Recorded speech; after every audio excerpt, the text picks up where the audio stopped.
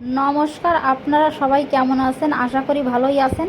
যে যেখান থেকে আমার ভিডিওগুলি দেখছেন সকলকে ধন্যবাদ জানিয়ে শুরু করলাম আজকের রান্না। এখানে 4টা কুশি নিয়ে নিয়েছি।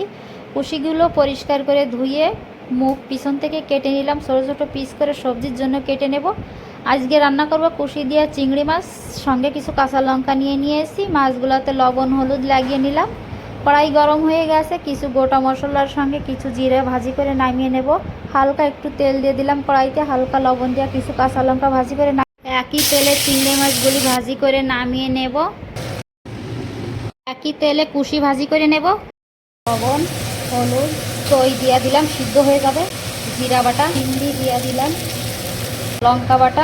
মাছ সবজি মশলার সঙ্গে ভাজি হয়ে গেছে, নামিয়ে তেলের উপরে দিলাম জিরা, চুল, হলুদ দিয়েছিলাম, হালকা পরিমাণ লবণ, হালকা হলুদ। কাজ ঝোলে কুশি দিয়ে দিলাম। ক্যামেরাটি অন করতে ভুলে গেছিলাম, এর জন্য ঢাকা দিলাম না, সরিয়ে নিলাম। গোটা গরম মশলার গুঁড়ো উপরে ছড়িয়ে দিলাম।